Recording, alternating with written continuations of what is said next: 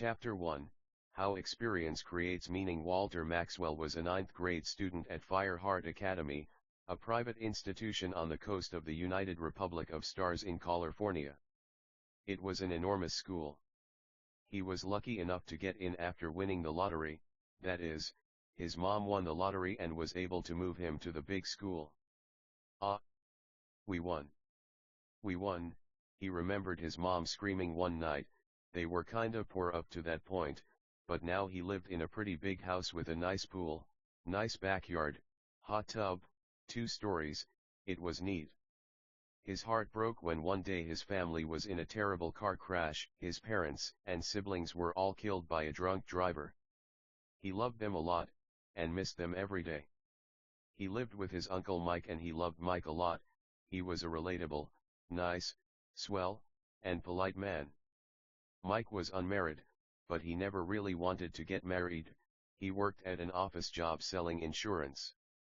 I miss your mom every day, Walt. She was a really sweet lady. Sometimes I wonder if someone was after them, after the money. Fuck drink driving man. Fuck. Sorry. How cruel this world is, Walt. If I teach you anything, let it be the fact that family's everything. We know she's in heaven now, happier. Walt had 2 older brothers, Max and Adam. They all passed away, and the funeral was held for all of them. That was 5 months ago now. He was 3 months into the school year, November. They passed away at the end of June.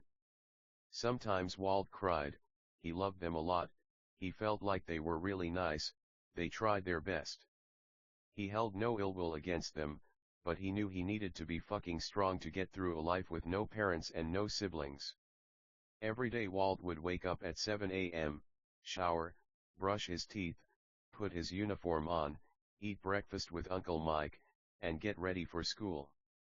Sometimes he liked to play video games in the morning, scroll his phone, watch YouTube, Netflix, etc. Hey Walt.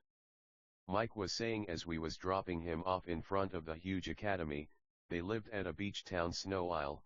It was called this because even though the summers blazed, this world was strange because it snowed often in the colder seasons, even though naturally it didn't make that much sense. I packed a sandwich, chips, cookies, carrots, Sprite, an apple, an orange, and another sandwich in case one wasn't enough. I love you, kiddo. Do good like you always do.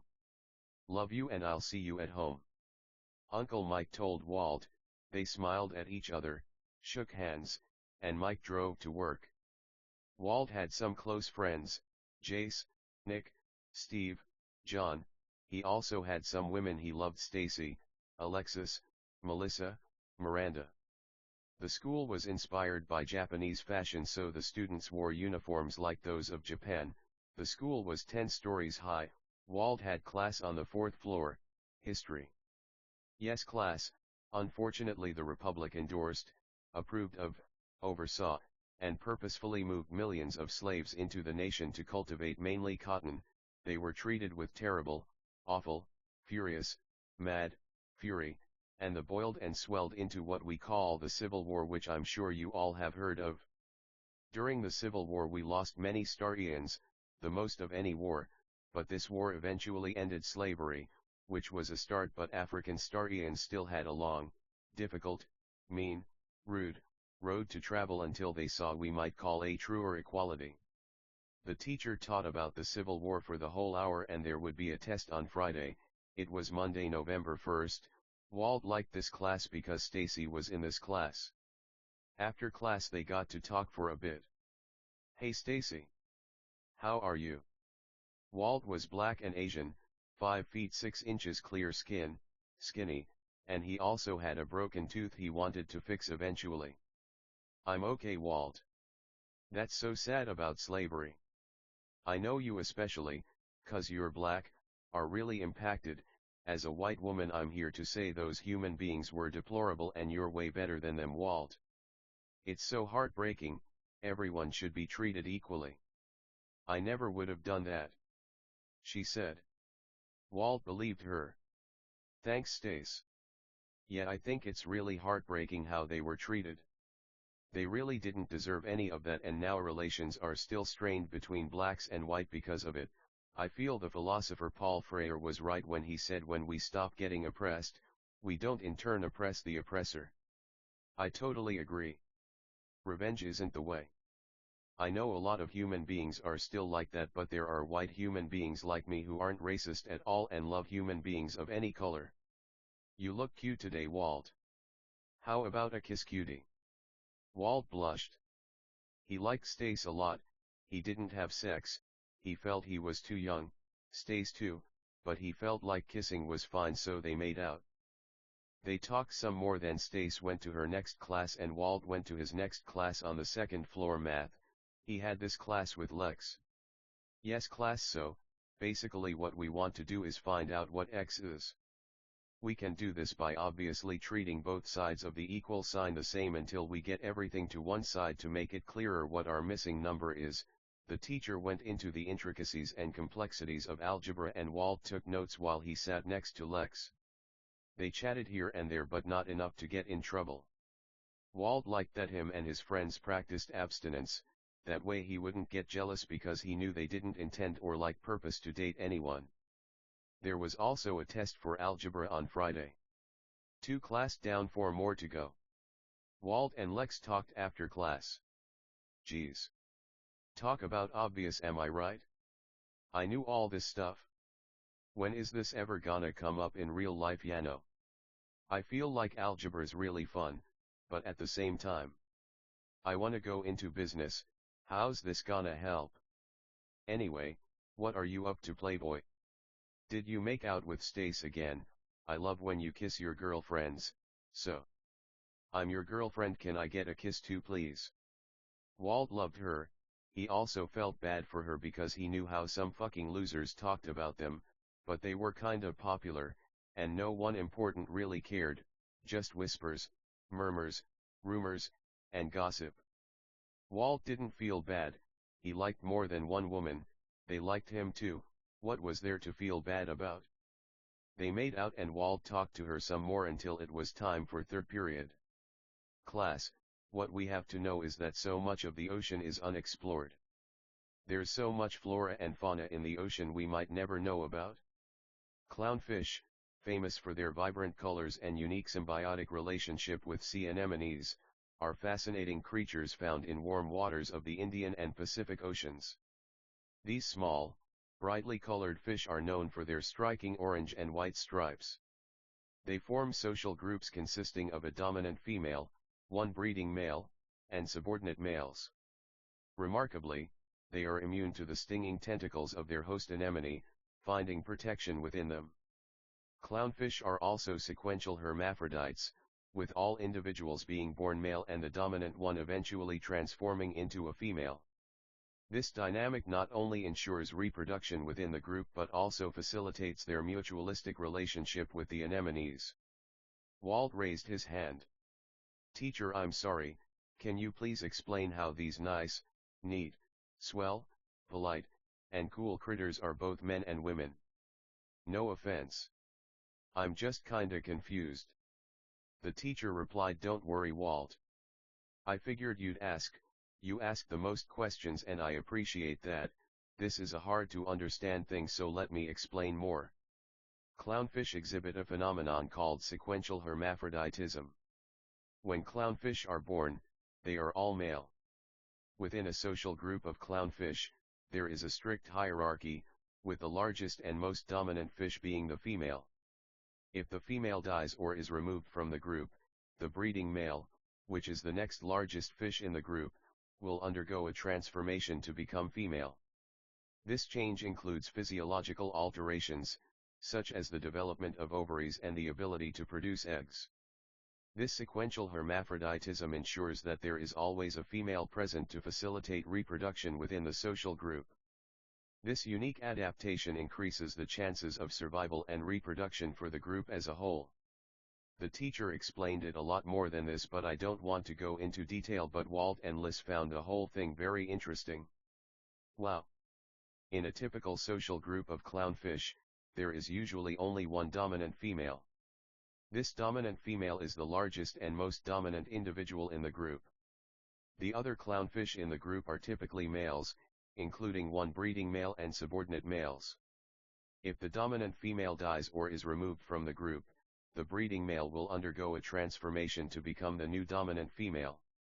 So, while there is usually only one female at a time in a group of clownfish, the composition can change based on the hierarchy and reproductive needs of the group.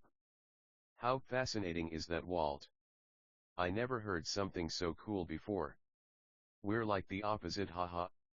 I feel like you're dominant and of course we as women submit. Clownfish live in anemones, which provide protection from predators. Anemones have limited space and resources, so competition for these resources within the group can be intense. Having a single dominant female helps to reduce conflict and competition within the group. Clownfish engage in a form of cooperative breeding, where only the dominant female and breeding male reproduce. By having a single dominant female, the group can focus its reproductive efforts and resources on producing offspring that will increase the group's overall fitness. Clownfish exhibit a complex social structure within their groups, with the dominant female maintaining control over the group's activities and reproduction. This structure likely evolved as an adaptation to maximize the group's chances of survival and reproductive success in their reef habitat. So when animals do it, it's fine, but not for us. Fuck Walt.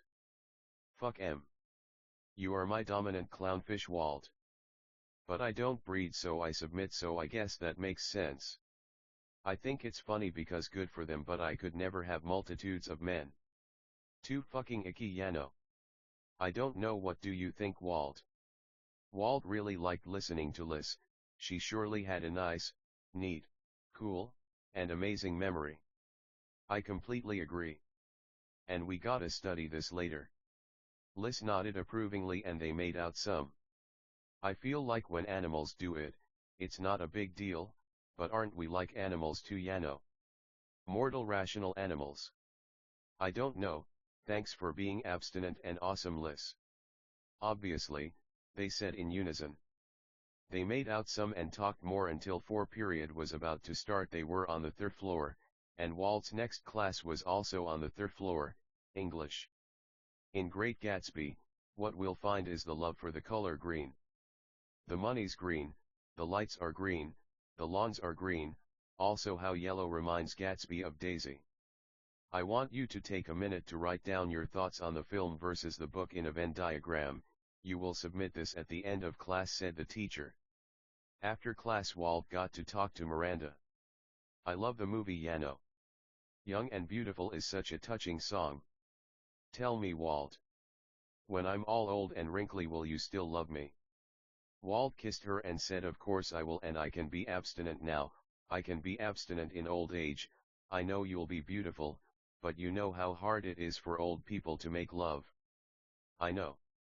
Some dumb motherfuckers might get mad, they both said. They kissed again and hugged. I understand. I don't know how frisky I'll feel when I'm that old either, but thanks for waiting like me. Well, let's go eat. They started making their way to the cafeteria. The cafeteria was several stories high and very beautiful. There they met up with all the other women plus the men too. Jace, Nick, Steven, John, Stacy, Lex, Liz, MJ, Miranda Johnson, Victoria, and Cindy. Of course Walt had his lunch from home, but the school lunch was so nice, sometimes his friends questioned why he didn't eat the food. No need. I feel like I might eat too much if I only eat food from here, Yano. Walt said, and they agreed. Nice game of MW3 last night, boys. Fuck a OP, man, that game's pretty nice. I don't get all the hate. John said, and they agreed. I wanna play COD, Walt, Stace said, and everyone said doi. Doi. It's 6 players and Uncle Mike loves COD, and everyone laughed. Why don't we play Fortnite tonight? I know you like streaming it. I love watching your streams, Stace. They're really nice, neat, swell, polite, and really entertaining. Stace said, "Aw. Thank you, Walt. That means a lot coming from you, and thanks for watching my streams, guys." They all streamed, in fact, there was nothing else to do. Fuck school, man, what's the point of this stuff, Yano? Fucking. I'd rather sleep all day than do this dumb ass shit. Jay said, and everyone agreed. So Vic, how was that EDM festival? Walt asked. Aw, thanks for asking. It was really fun. I danced a lot, my uncle danced a lot. The music was wild. The effects were so cool. It was a great experience. I wish you had been there, and everyone agreed. I know. I'd love to go. And how are your streams? She streamed Fortnite, Overwatch 2, Valorant, Apex etc. They're going okay. I make so much money on Twitch I could probably make it my job, and everyone laughed. Thanks for supporting so much. You have my heart, kid, so why don't you play Overwatch more? She asked. I'm no good. Walt said, and everyone said you can say that again, and laughed. Then they reassured Walt they were just joking. Walt loved OW, but it was a hard game. Vic helped him to get a lot better though, giving him tips, tricks, and advice. They basically said they were fucking dumb, which they weren't, but Walt preferred Zelda, Mario, Kirby, these kinda games. It's so nice how it snows here, I wonder why that is.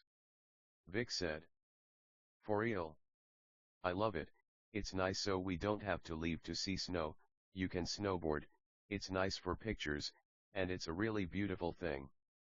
I guess there are some things science can't explain. Stace said, and everyone agreed. When they were done eating, everyone decided to study and do homework. They helped each other out and they made sure to always get their grades done early so they didn't stress about them later. Eventually, after a lot of laughter, smiles, hugs, kisses, jokes, video game talk, anime talk, weather talk, life talk, and talk, our heroes got ready for 5th period. Walt had music on the 10th floor with Vic. They sang choir, and today they were singing Christmas carols getting ready for the Christmas concert. The teacher was kinda strict so they couldn't talk too much, but he always sat next to his girlfriends in all his classes. He met them in high school, just like he met his brothers. They were so rich and happy, life was good. You sound so nice when you sing. I think my favorite thing in the world is your singing. If I never heard you sing again, I don't think I'd be happy ever again. Thanks for complimenting my voice. Sometimes dumb motherfuckers give me a hard time about it, but I love my voice 'cause you love my voice. My parents gave me this voice, Yano. And. Sorry about your family, Walt. They kissed. Vic motioned for Walt to talk, but he said it was okay. I mean, I'd be so fucking depressed if I lost my whole family. Your family's your whole world, Yano. I love you. I'm so glad I met you. They kissed some more. It's okay, Vic, we know. They're in heaven, they said together. And of course they're, Walt said. Happier, they both said. I miss and pray for them a lot. I know they're the same way. I know Uncle Mike is still kinda depressed about it, but thanks to you guys you helped cheer me and him up a lot. Walt said. They kissed a lot and Vic said.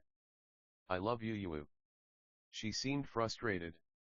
You guys are so rich, if I might ask my love, respectfully, why didn't you guys buy a bigger house? Vic asked respectfully. Well, save money, they both said. I figured. Vic started. She wanted to apologize, but Walt assured her she was fine. They made out, hugged, and talked some more. Then they headed to 6th period. Walt's 6th period was PE. He changed his dress shoes to tennis shoes and changed his outfit from his black coat and slacks to basketball shorts and a white t-shirt. He had PE with Cindy. They were running a mile today. They ran the mile every Monday. It was okay for Walt, he was fairly fit. He had about a 7-minute miles while Cindy ran around an 8-minute mile. Nice job, Walt. I wish I was that fast. You look so handsome. Why don't we hang out at my place after school? We can race the go-karts. Walt did love CIN and he also loved go-karts. Sure. Listen, why don't we invite everyone? Why not? CIN said. I want to cook you something really tasty. What are you in the mood for? Cin asked him lovingly. Walt started. How about fried chicken legs, and rice? Walt said happily and lovingly. They kissed. You got it, cutie. They were both sweating a lot. They had to kiss when the teacher wasn't looking or they'd get in trouble, though usually kissing was okay outside classes. They played basketball until school was over, then showered. Everyone met up at the end of the day 3 p.m. and Cin's butler picked everyone up in a Mercedes Sprinter and took them to her mansion. Chapter 2, How the Heart and Brain Are Linked Together. They raced karts, and Walt was able to try Cin's cooking and really enjoyed it. This tastes really good, Cin. Where'd you learn to cook like this? I could never make something this tasty. Walt said. I learned from my mom. She loves cooking for my dad, she says it's her favorite thing. I'm glad you like it. I could cook for you every day if you wanted. Cin said, and Walt appreciated the offer. Everyone enjoyed the cooking a lot, but the women were jealous of Cin. They went on the trampoline indoors, a huge trampoline park that is they swam in an indoor heated pool, and played video games. At sunset everyone was going home, the women hugged and everyone was saying bye. Cin asked Walt to stay, but the other women insisted he go home so he could get rest for the next day. Her mansion was huge, everything was like anime, it was a calm, cold day. The beach was near, but Walt felt warm. The women secretly hated practicing abstinence, but Walt felt it was important, especially because they were so young. Look guys. Nick started. There's no need to get jealous, Walt likes all you guys, next time we'll just go to Lace's house and we'll cycle. No need to worry, we can all tell you guys are obviously being dumb, lay bygones be bygones, we had a fucking nice time, no need to bicker, Yano. No fucking offense, just sayin'. Nick said, and Steve agreed. Steve said, guys.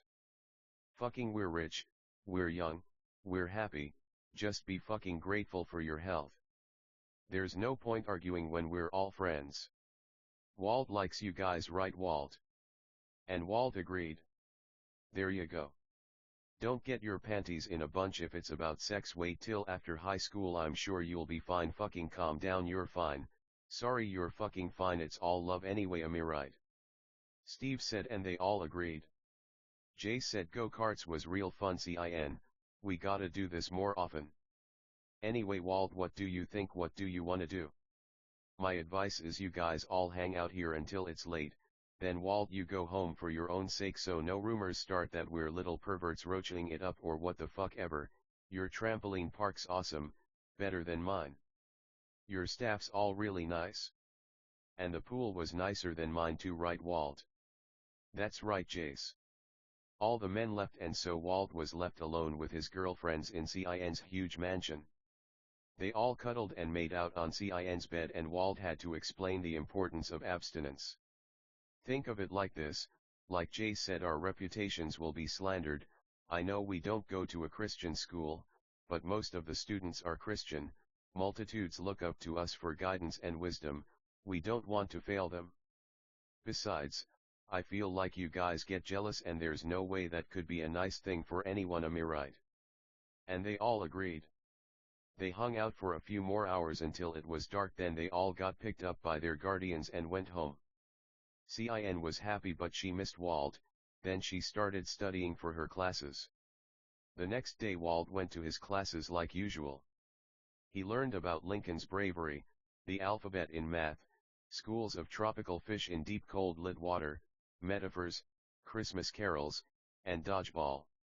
At lunch Walt decided to be by himself, he just felt like it'd be nice for him. He still had love for his friends. But time alone helped him to think about what he wanted to do with his life. Everyone else here was here because their parents were successful businessmen or like women, but Walt was here because he won the lottery.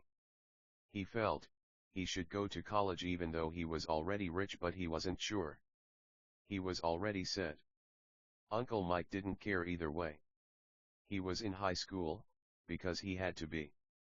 Of course, not necessarily, but he felt it'd be pointless to not at least graduate high school. He might get mocked for it later on in life, though sinners mocked everything. He didn't want to have sex, but he also didn't want to choose one woman. He was happy with a few, they were happy too. Everyone was stressed about school, studying and whatnot. Walt took a cruise control, autopilot, steady, relaxed, peaceful, neat, nice, swell, cool, polite, tranquil, serendipitous approach to life. He didn't have time to stress, he was too busy daydreaming and sleeping, as a metaphor like his English teacher would say. He learned how devastating the war was for the South and how much the South was destroyed, and he lamented the passing of the great president who won that war. He enjoyed math, though it wasn't his strong suit, but algebra was a fun class and wasn't too hard. He liked the teacher and he had friends in that class. He liked to goof around a lot and he was sure he'd pass the test. He loved fauna and flora, so biology always caught his eye. He saw a lot of beauty in human beings, sure, but how many human beings, or like multitudes, saw beauty in things that weren't human beings? Probably not a lot, he ventured to guess. He loved Gatsby's phrase "old sport," and he liked the excitement, the riches, the glamour, the lights, the classic vibe, the romanticism, the historicity, the drinking, the dancing, the swing, the singing, the flapper girls, the madness of the roaring 20s. He loved singing with Vic and he enjoyed Christmas, though he didn't go to church. He liked church as a concept. Here's what happened during PE. Lots of screaming kids in a gym. Cute women, silly men, beings hit by dodgeballs. I bet you can't. Cin started saying, but was cut off by getting hit. She walked away sadly and called Walt mean for that one. She did eventually get him back. The games were intense. Look alive, these are some things heard during the game. Ah. No, in a funny sad voice. Why can't I do anything right? Lucky shot. Hit your target. Lucky catch. Just pretend I'm one of your girlfriends, I'm sure it won't hurt as much. You throw like a girl. Walt built up a sweat during PE and loved the snow. After he showered, he just stood there in the courtyard blowing his warm breath in the frosty air to see the frost and the fog. Everything looked like anime. Kids were walking around, talking on phones, chatting, looking at their phones, playing portable video games, kissing, by the fountains, on benches. Walt almost cried. It reminded him of his Dark Academy series. It seemed it came to fruition. In a way, this was the way he envisioned it. He was finally smart enough to paint it the way he'd like. Walt almost cried, but he didn't. Everything was anime. He looked up at the sky as it came in and out of focus, the gray clouds. It might storm, it was snowing, it was implied, but it was snowing. Fucking, he loved snow. Walt loved snow and he loved sun. He didn't know which was nicer sometimes. He felt conflicted sometimes. It was hard telling the truth, but truth was he preferred snow to sun, dark to light. That's why he liked Vic. She was like that too. Hey Walt. Vic said. Whatcha thinking about, silly? Isn't this place so beautiful? I swear I could live here. What a beautiful school. Whoever designed this school was a genius. It truly is the best school in the world. I was just thinking about you, funnily enough. I appreciated how you liked gothic stuff. Vic reminded Walt or Donald of Marley, a nice streamer, but she was actually based on a personal friend of his. Boy who doesn't black is a personality trait. I love Marley. She reminds me a lot of myself, goth, Overwatch, EDM, but she doesn't play Fortnite, Apex, Valorant, Rocket League, and stuff, plus she's way more popular. But, she's still a really nice woman. Motherfuckers don't know shit, Yano. They fucking say I'm copying her. She's awesome and I'm awesome. I'm my own person. Fucking human beings are fucking allowed to be similar, Yano. He did know. This school is hundreds of years old. Built in 1808 by a man with a vision. Louis Berganapolis, a man who struck oil and only grew richer during the gold rush. This really is the best state. California. Or sometimes called California. I love it here, I wouldn't ever really wanna leave the state, ya know. Walt told Vic. No, I agree. I love this state a lot. I love New York, Florida, Marley. I feel like motherfuckers will always compare me, she's great but I'm not her, ya know. He knew. Thanks, Vic. You are so awesome. You know we should start a club. Ah. Vic screamed in excitement. What kinda club were you thinking? How about Fortnite? Apex? Vic suggested, and Walt appreciated it. They found it strange how these clubs didn't already exist and discussed that. How about a philosophy/cooking club? He didn't want Vic to think her ideas were totally ignored, but he wanted some local multiplayer games, but he didn't want to hurt their feelings if they weren't too good at them. I like the sound of that. Now you'll have to try my chicken and rice. Agree to disagree. Her chicken and rice was to die for. But mine has more love put in it, ya know. Anyway. I like Cin a lot. I just wish she wouldn't try to make me so jealous, ya know. She knows I like you most. As long as we all know we all like you, but we all simultaneously know I like you most, we'd get along a lot more. But I know they're friends, what can I say? Abstinence is the right call. It definitely makes me a lot less jealous, and for that I'm glad. Snow surely is beautiful.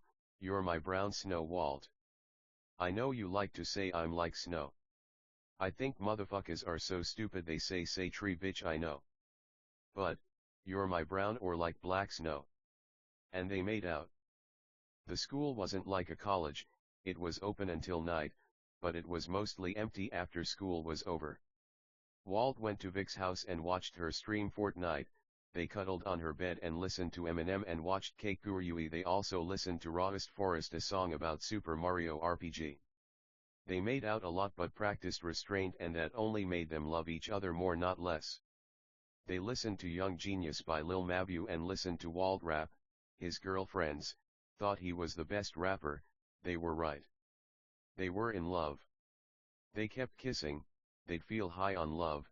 They had to fight the temptation to not be scared. They felt super high, higher than anyone could really know. They knew they'd always love each other.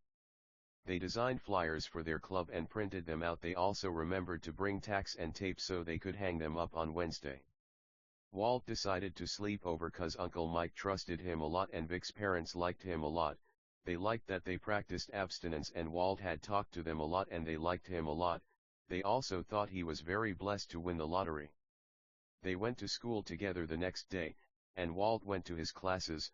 President Grant, math never fucking changes, lol, global warming, the deceitfulness of wealth, and the pains of unrequited love, lunch, Christmas carols, and tennis. Yeah, my family went on a cruise this summer. It was really nice. It was around Hawaii, it was amazing.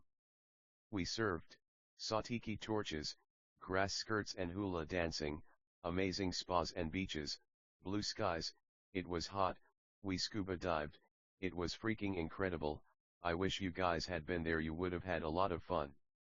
It's very romantic. Nice sights. There was a huge dining section where the walls were glass so you could see all the fish swim by. Hopefully we can all go next summer, right guys? John said, and they agreed. It was lunch. My family one time went on this cruise from New York to England. It was a week long, and it was really fun. It was during summer 7th grade. Swim park, buffets, hot tubs, bungee jumping, an amusement park. It was really nice.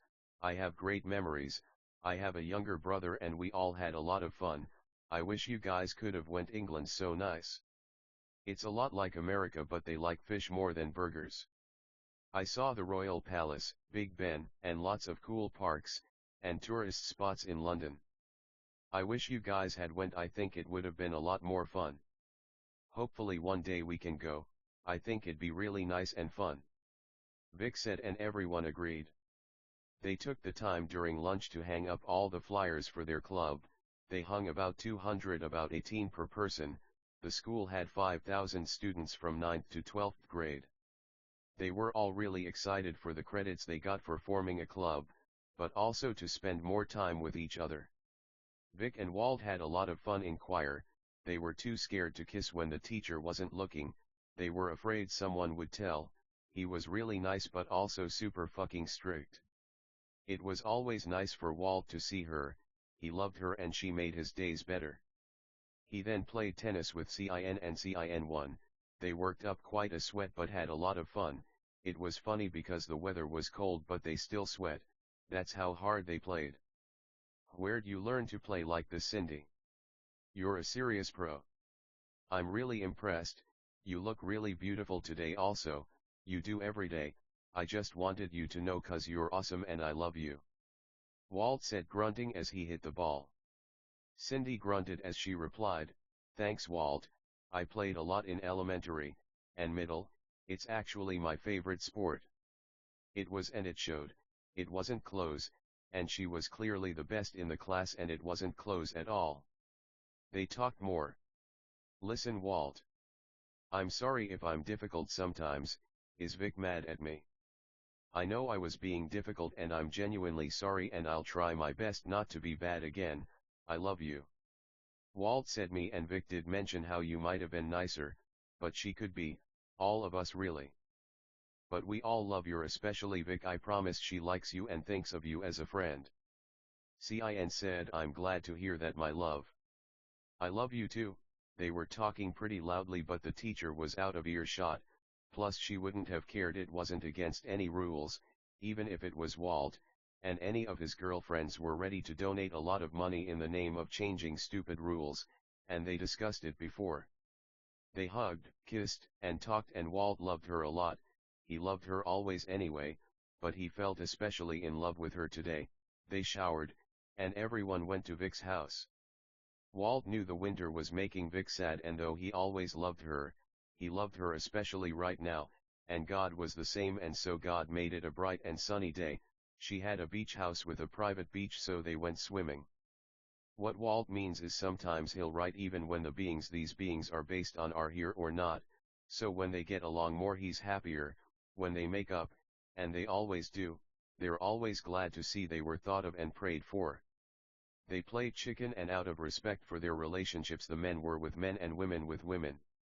Walt couldn't help but think how basically anyone else would have given an arm and a leg to hold his girlfriends up, when his friends would give an arm and a leg not to. They played volleyball, barbecued, built sandcastles, buried each other in sand, and had a really nice day. They also used fireworks at night like K-On! Lex and CIN sang, so they actually played some music and instruments. Stace danced. Liz loved acting. Sorry, MJ wasn't there, she was sick that day, so some other friends joined them instead. One of them being someone Max liked a lot, Maggie. She was a sweet, beautiful, and nice woman too. There were some more men too. But they came later. They were kind of tired of school, and who could blame them? School fucking sucked. From that day on they decided to do online school, but of course they could still go in person, and they could attend their regular classes if they wanted. They all slept at Vic's house, and they were glad to be able to sleep in as none of them had PE until fourth period. They had a lot of fun at lunch. They all shared some poetry at their club the day before. The women all cooked and Walt got to try all of it. The men didn't really cook except Walt, so they were thinking of adding Smash 5 and Fortnite to the club after all. Club meeting was over at sunset and the friends said bye, and Walt stayed with his girlfriends and kept kissing them. Walt went home and ate dinner with Uncle Mike, and Uncle Mike was glad to hear Walt was having fun with his friends. Walt prayed for his friends. He hoped envy wouldn't get them, but only love. They had their whole lives ahead of them and he wanted to spend that time being happy. But he was filled with love. He was always for his friends, for his uncle, a lot, for his passed away family, for his broken heart, for heaven, but mostly for his girlfriends. Even though they were the most difficult, they were the most worth it. They were all he thought about. Fuck sex. It wasn't about sex but love. Only love. Friends, food, school, PE, history, math, biology, English, music. A big beautiful school, classmates. Teachers. Love. It was a brand new world. He saw only friends. He saw only light. Smiles. And light. Then white. Only white. Chapter 3, How Empathy Makes Hope. Listen, Walt. You gotta get better at search and destroy. I love you, kid, but when we lose it feels like it was winnable, ya know. Anya, more importantly, good job in school, kid. Listen, Walt, if you don't want to go to college, I'd understand selling insurance becomes less and less appealing by the day. I feel like you should start eating the school food. I know we love saving money, but we have so much, ya know. What harm could happen? Uncle Mike told Walt this in the morning in the house and dropped him off at Fireheart Academy at 7:30 a.m.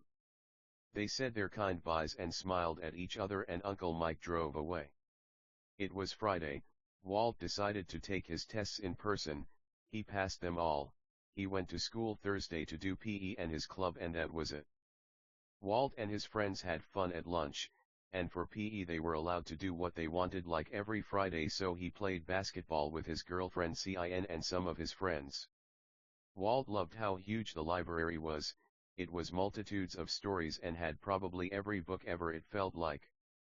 He liked studying for school, but he also just liked learning generally, so he checked out a book on cooking so that he could make some better meals for club.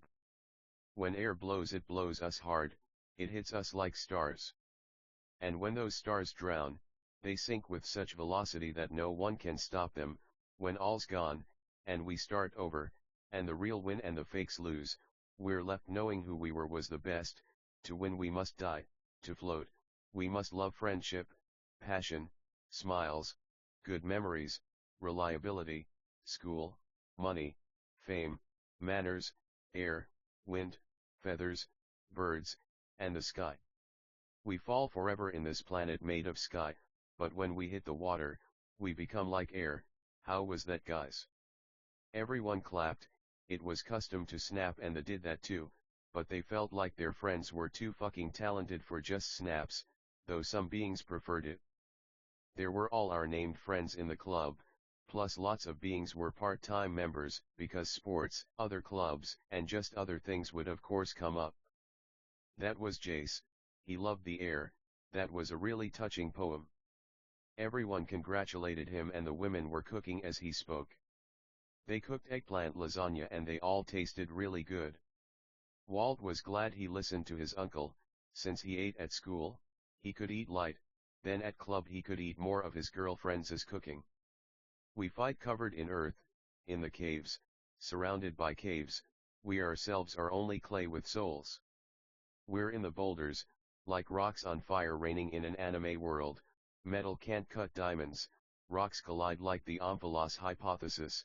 Our rocks are meteors, like rain, like rainbows, like planets on fire. It is when time dies that we come to life. It is when space lives that we pass away, like comets, like rain over an empty anime rainy world. They spark, dazzle, amaze, impress, inspire, and speak to us, they say. Life is as good as you make it, so make it special, my dear friends. Some beings clapped like the main friends and some snapped, but everyone thought it was really good and nice. Vic shared a poem. She said life is a video game. We aim, we click, we fire. Life is black, but that's what makes it beautiful.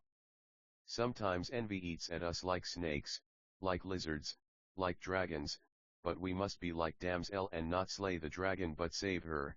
Or sometimes we're like King Arthur and we do slay the beast that haunts us. We intend or like purpose to not be close-minded, we are in the game. It's all or nothing. Win or lose, promise to play with me forever, Walt. Cin, Lex, Liz. To all my friends I didn't name, know I love you the same. I have no shame, these noobs are too lame.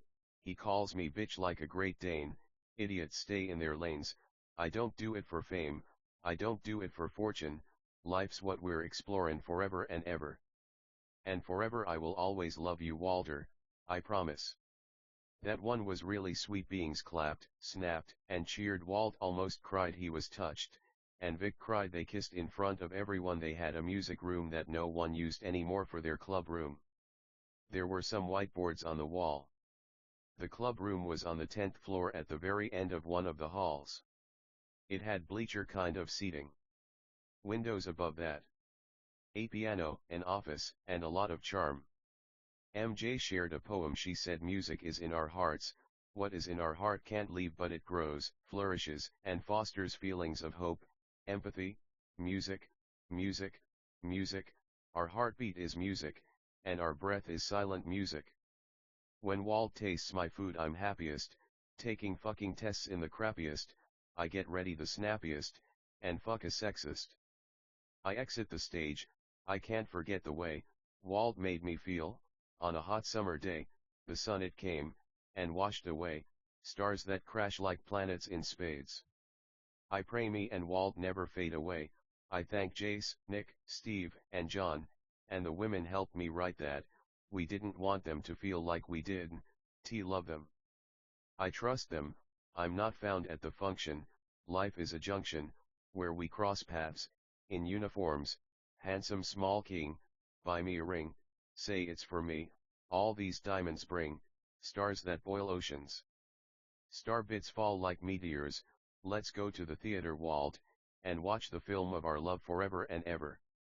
I love you, and only you, like fire drowning in water, boiling until it blows up and covers the screen with black ink until it sparkles, then it's white, then sparkles, then it's just white. Thanks, guy. Ah! She screamed in excitement. Walt was touched and again could have cried. Lots of beings shared poems, so the club meetings were every day. Our main friends are the only ones who went every day, but attendance only had to be 70% for club credit. Club meetings were an hour at least. It was sunset and the last of our nice part-time members were leaving. Nice day, guys. It's so nice hearing some poetry and eating some awesome food. They all hugged and the men left except Walt. He stayed and kissed his girlfriends and they all left until it was just him and Vic. Hey Vic, thanks for the poem. I liked it a lot. I thought it was really romantic, cute, pretty, nice, neat, swell, polite, cool, touching, adventurous, beautiful, amazing, important, historical, hot, and just perfect. Walt said to Vic and he smiled at her. They made out and held each other close. Thanks, handsome. I thought it was pretty easy to write. I love you so much I could write about you forever. I'm so glad I met you, kid. You really are the highlight of my life. You are everything to me, and I'll love you forever. You are so forgiving and understanding. I hope you love me forever too. You are so awesome. Vic said. She shouted it and looked really excited. She closed her eyes, held her head down and stretched her arms behind her while clenching her fist.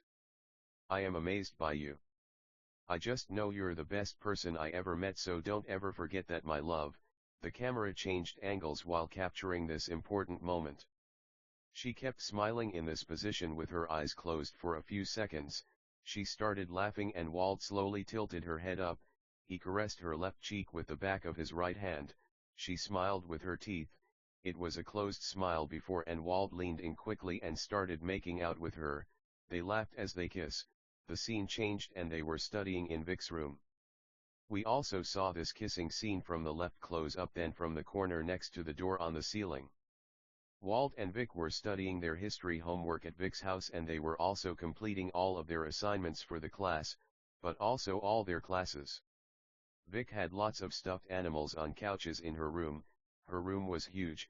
Her bedstand was beautiful with 4 columns at the corners and a hollow square at the top with a cloth running over the whole thing. The bed was made with 7 pillows at the head. There were some big windows all around the room and the ceiling was glass.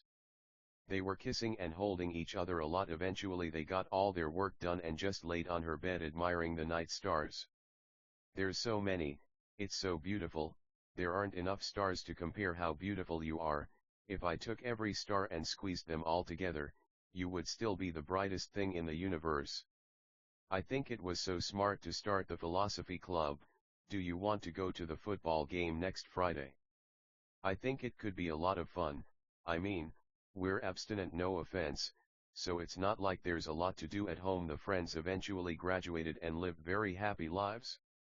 They went to heaven, where they stayed friends forever and they all lived happily ever after. Love Lies 1 Chapter 1, Who is that dark night sky filled with giant planets? There he was, Adam Johnson, the cutest man in the college. We lived in Vanison Beach in Karkala at Hopton University. This planet we live on isn't Earth, but instead a place where most people are actually pretty nice. It might not be perfect, but on Earth we hear of murders, rapes, arsons, theft. You could think of this like heaven if you want. But it's also kind of a purgatory.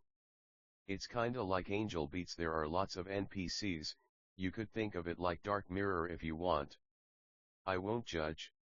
My name's Lacey Treewater, I'm a freshman here at the college. There are rumors Adam's a vampire who's lived forever. I wouldn't mind if he sucked my blood. I loved him, but he's a very mysterious man. He's dark mixed with Filipino, tiny, and so cute. Lots of girls like him a lot, which makes me kinda jealous, but I mostly keep it to myself. That's why he doesn't date. He says so many women love him it feels selfish on his end to be monogamous with someone. I don't know if I completely understand, but I respect that in a way. Of course, you don't want to go hurting the feelings of someone you love, but at the same time, you don't want to deprive yourself of joy and true love. There weren't superpowers here like in How to Make Something from Nothing. If Adam was a vampire, he knew how to hide it. The sky was often a night sky, but filled with giant planets. Everything looked like anime. Adam was the first man I ever loved. If I'm honest, he's the only man I ever loved. He was an amazing human being and I adored him. Like ice ice snowstorms angels, ice ice snowstorms angels, ice ice snowstorms angels, ice ice snowstorms angels, ice ice snowstorms angels, ice ice snowstorms angels, ice ice ice angels, ice ice snowstorms angels, ice ice snowstorms angels, ice ice snowstorms angels, ice ice ice. Adam thought to himself. He thought of Lace, he thought of Rin, he thought of Mikami, he thought of Himeji, he thought of Rachel, he thought of Nicole, he thought of Ashley. He thought of all his friends, Jack, John, Joe. He liked to sit next to the large glass window on the upper floor of the school. It was a college, but he still felt like he was in high school. He always wanted this: joy, love, kindness, niceness, manners, love. He wanted love, and as much as everyone loved love, the men weren't really romantic, some, but all his close friends weren't. The guys who were NPCs. They were nice. But he felt like virginity might just be the nicer route after all. Hey Adam. Rin said. You look so cute today. How's your family? Rin said. Adam was created by God, he was made an adult, he had no childhood. He also had NPC parents, he didn't live with them, but he felt attached to them. They're okay, Rin. Thanks for asking. How are your classes going? You're a smart woman, you know. You'll be really successful one of these days. Just you wait, you'll have to pay for all my stuff. Adam said in jest. He also had high grades. Some of the NPCs had bad grades, but that was obvious. He liked to flirt. The NPCs did, but none of the real human beings did. They were people. They felt feelings. They tasted juice like you or I. Adam supposed the blood didn't flow to their man and lady parts like him. He wondered if they'd be happier to just be beings who. Obviously, baby. They kissed. I told you so many times I'd be your sugar mama Ian. Sorry about your NPC parents, mine are the same way. Anyone who was interested in romance had Love Lies 2 NPC parents, but the virgins were made by God and raised by him. You wanna do it again today? Rin said seductively. She was horny, she was in love with him. We suppose in a way Adam was dating many, no one, friends with benefits, situationship, open. He kissed her long and hard. I would, but I'm starting to feel bad. You're not jealous, are you, Rin? You know I'm known for getting around. Of course he was. He was the only real man, everyone else was fake, really nice though. Ren cried and kissed him. I don't care, Adam. I'm gonna smoke weed and take some Xanax, if you wanna join just call me, we're just friends, what am I supposed to get with an NPC or something? I do ya know, but it feels nice, but it doesn't mean much ya know. She kissed him. Her eyes were red from tears and marijuana. He kissed her neck, they kissed some more then she left the classroom. Nicole came to Adam and they kissed. Is Ren giving you a hard time? She's such a bitch sometimes. To scold you. You are dumb though, we mean, you have all the pretty women throwing themselves at you and you're not going to act on it. Nikki said. Well, polygamy just isn't the culture you know. I'm sure I'm already so shunned by the hypocrites at church, although I'm pretty sure most beings don't care, the ones who aren't so nice aren't even real anyway. Adam was clearly depressed and anxious. Nicole kissed him. Listen. She whispered, they weren't talking very loud already, why don't I give you a blowy in the bathroom? Adam kissed her and cried. I still feel bad. I mean, do you think Ren would get mad? Nikki cried and wiped her tears with the forearm of her right sleeve. You're so fucking stupid, Adam. She laughed.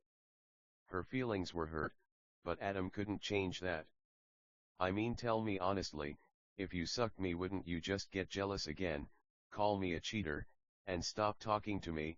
You're only talking to me because I haven't messed around in a while. Adam said he was angry, but he cared about his friends, especially his girlfriends. The virgins were technically nicer, and he loved them more in a way, but obviously after one does the things he's done with these women, that person is forever bonded to them. Nikki was angry but she knew he was right. Whatever. So how's life? Watch any nice anime lately? Nikki said. Sure. I've been watching Inuyasha again lately, the final act's really well drawn and I like the morals of love, romance, protection, adventure, and courage. Adam said. Doi. They made out. Listen, she was whispering in his ear, she's starting to bite and lick it. How about we make love? I cook you something to eat after, and we say it's open. Nikki was crying, she was red and clearly hurt by Adam's indifference. Adam felt like his hands were tied. Doi, he didn't really mean it, but he didn't know what else to say. Nicole decided to stay with Adam because he agreed to hang out later. Hey Adam. Wanna go to the shooting range later? Kevin said. Kev. He'd understand. The envy was getting to these women to the point where it didn't seem like joy would be attainable on this route. Kev and Nikki hugged. Sorry Kev. Me and Adam are gonna hang out today, but tomorrow might be a nicer, cooler, sweller time. Nikki said. Shit. Well, you're more than welcome to join Nick, are you sure? It'll be lots of fun. Nikki's conscience stung, what was it? Why were things this way? Why did he hate sex so much? Nikki hugged Kev hard. Hey Kev, can I talk to Adam privately? She said kindly. Sure thing boss. Kev said humorously. Kev walked away and Nikki was talking quietly to Adam. She was crying a lot, though she didn't see it coming. I think you're right, sex just gets in the way of friendship, why don't we have a huge orgy huh? You me, some bad bitches, it wouldn't be his first, he was sure Love Lies 3 it wouldn't be his last. Why not? When you're open with this many women, sometimes it just feels like they fight a lot. They also could be really close friends. Adam saw a different plan for them though. Not necessarily virginity but, an abstinence for sure. Adam kissed her hard, they made out for about 3 seconds. Listen. Adam said strongly but quietly. Why don't we all go to the shooting range, and just have a friend's night in? It felt like orgies created more envy than just one-on-one sex. Whoever is nicest today gets a French kiss on their panties. They kissed some more. Nikki was mad Adam was kind of denying the orgy, but she knew her envy, her fear of church, her fear of rejection, her trust issues. She nodded while kissing Adam. Whoever's nice can lay with me in my bed tonight, you know how big that bed is. Adam said cutely and flirtingly. Our bed, it'll be me my love. She started crying. I know I'm being really difficult. I think cuddling and talking is nicest. Her feelings were hurt but she didn't want to argue. Adam felt bad for her, he could tell her feelings were hurt. Listen my love, what's sex? A way to bond, so why do you get mad when I make love to other pretty women? You said it was okay, you're making me feel worse than I ever had. They kissed again. It's just. Nikki loved him, but telling Adam the truth was not always her strong suit. What if you get pregnant, you know? They kissed, said bye to some friends, held hands, and left the class. I won't. That'd be nice though. I wouldn't mind. I'd love to be a mom someday.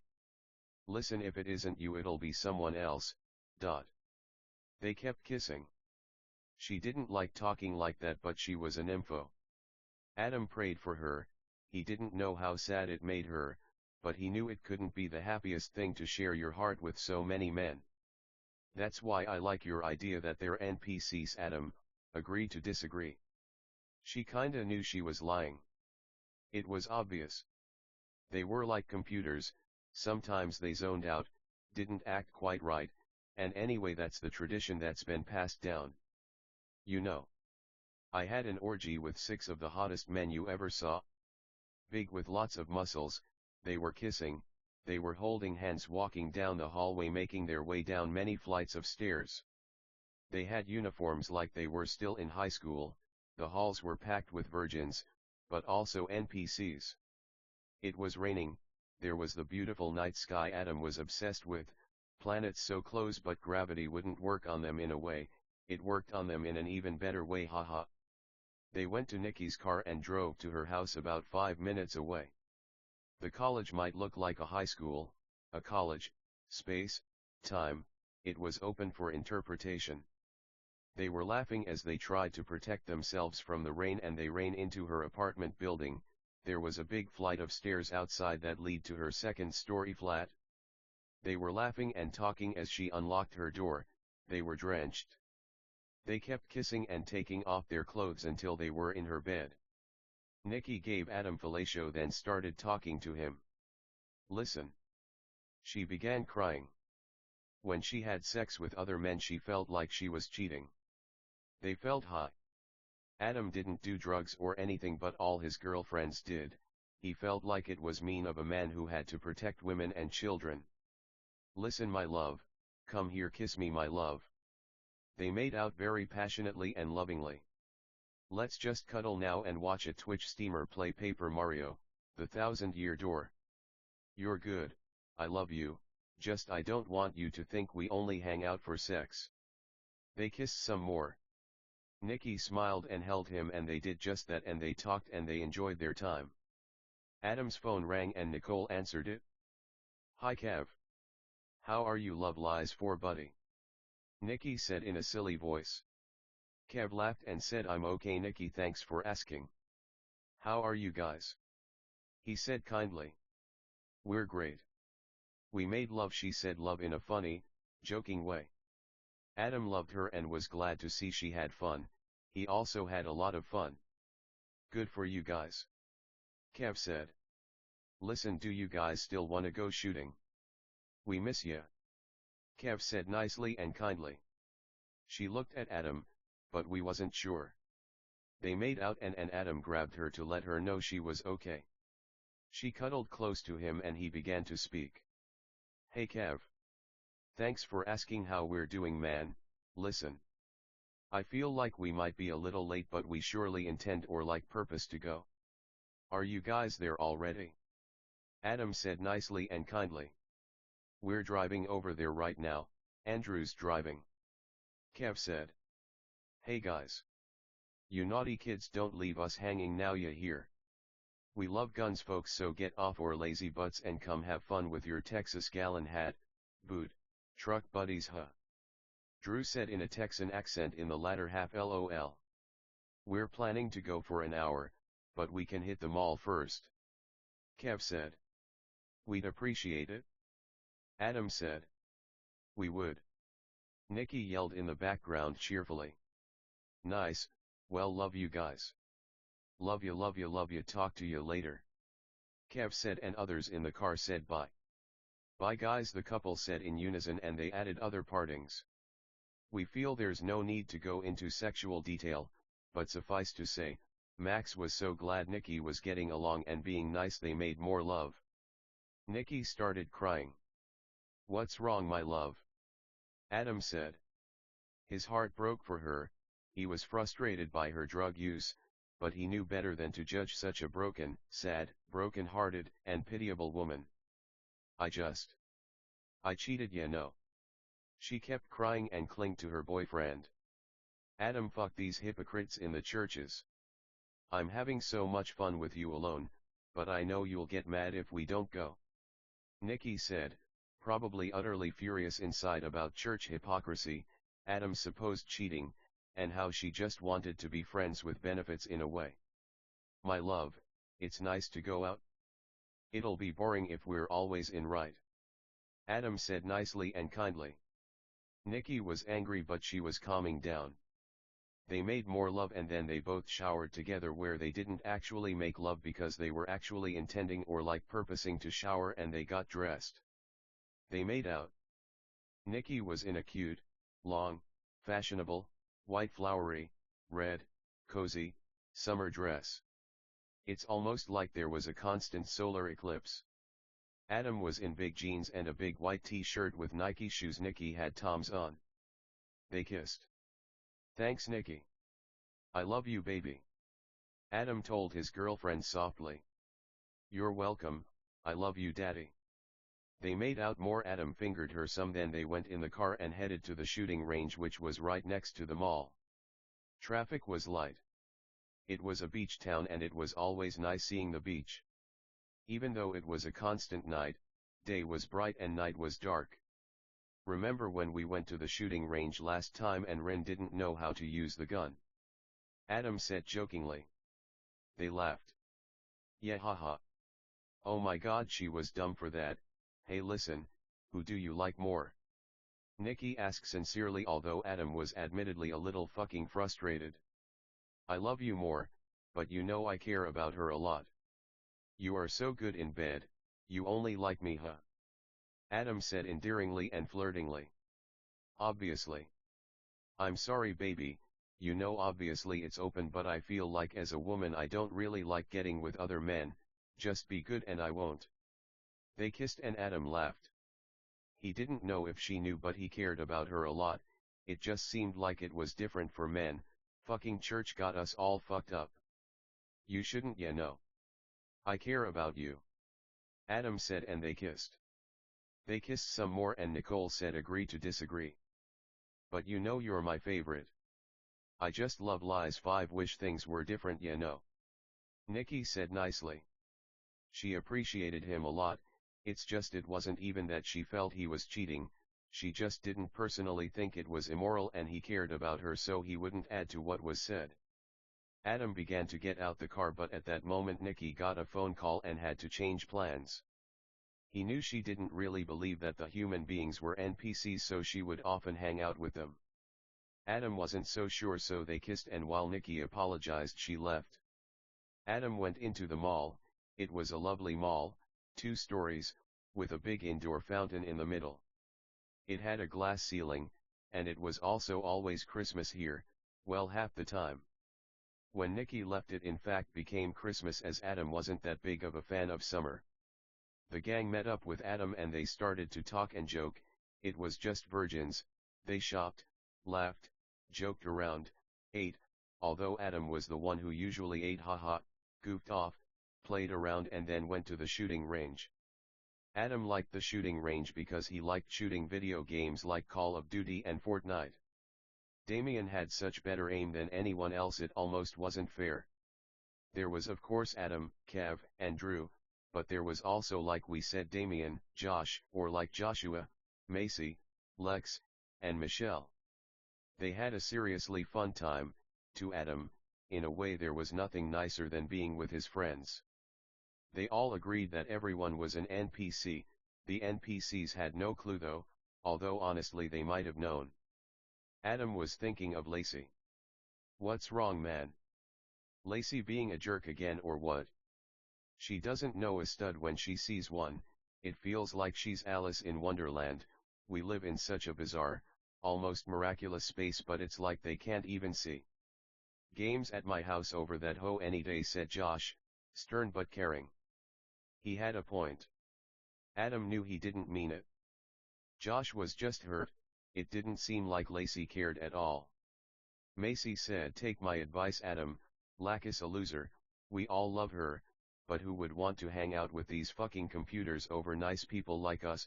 Suspicious if you ask me, she said caringly but honestly.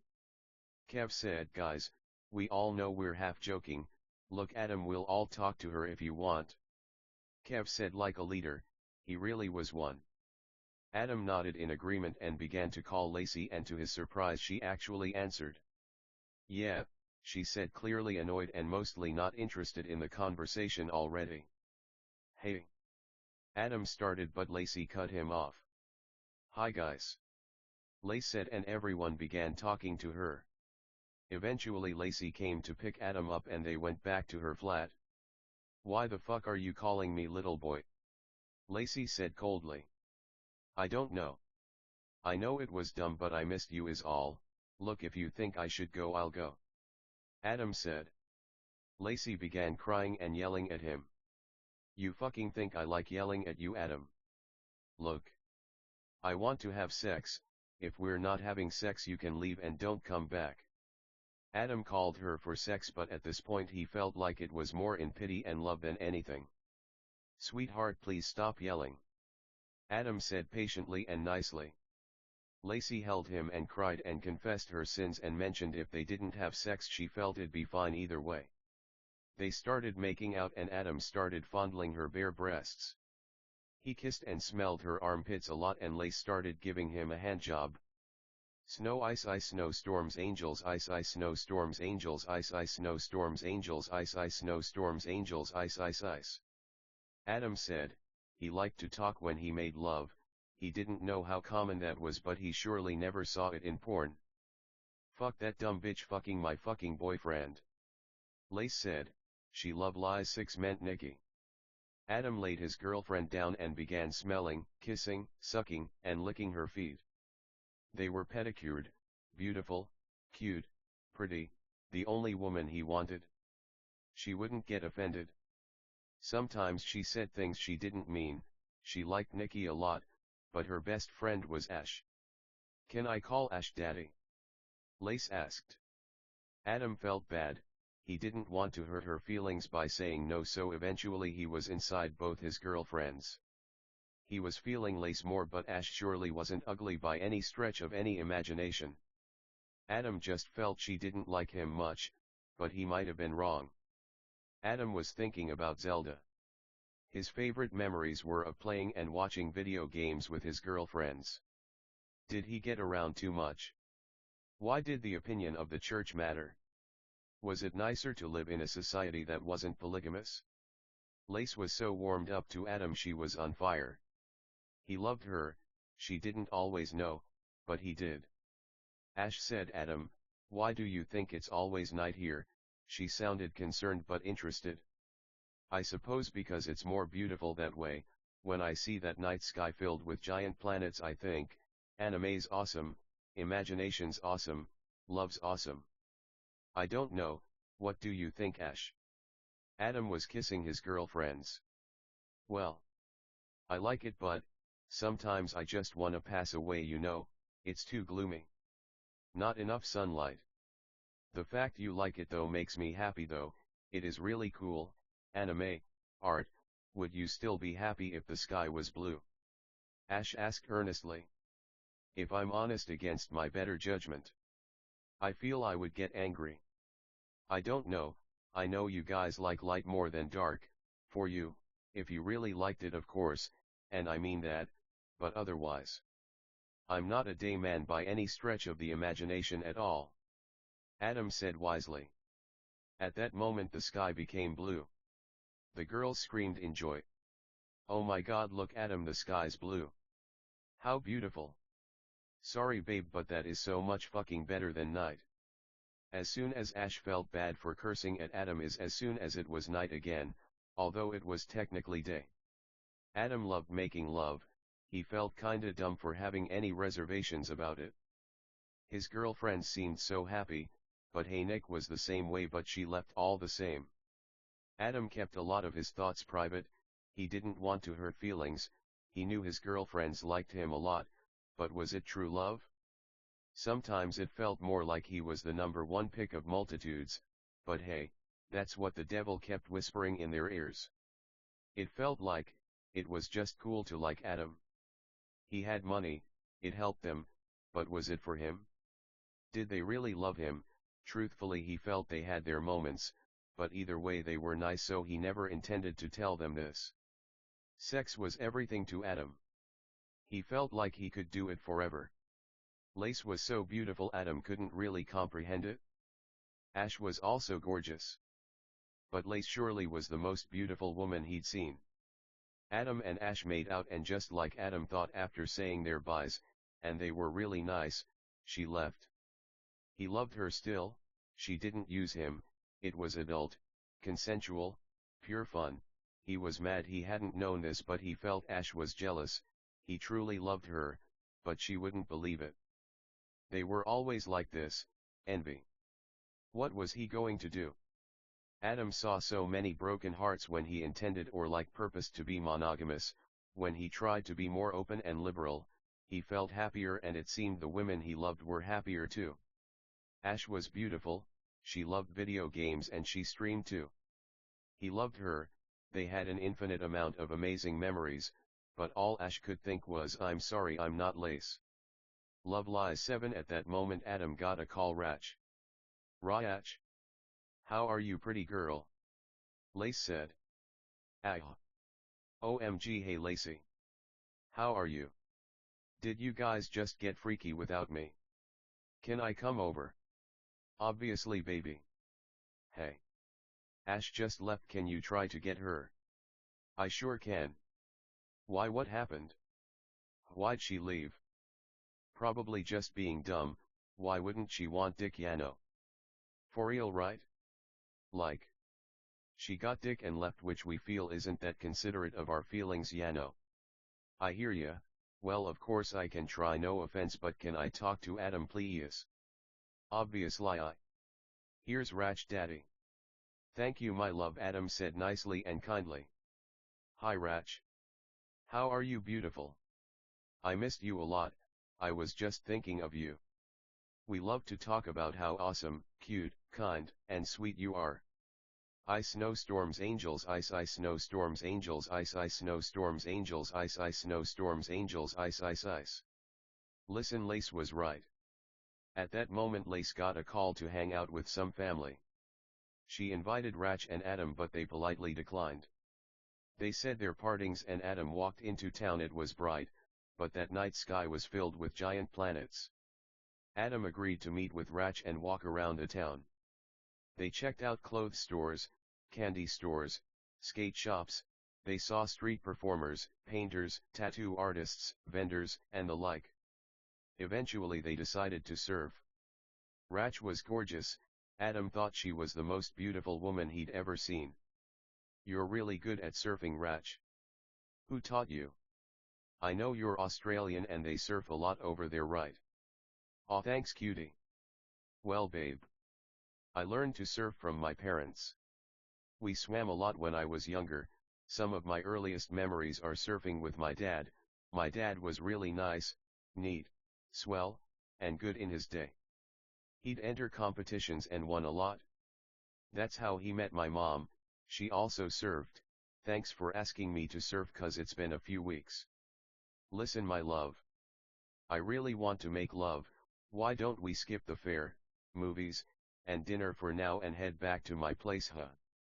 I promise I could make you a better meal than any restaurant you can find. Sex is like rides in a way, and then we can watch Netflix of Twitch cutie.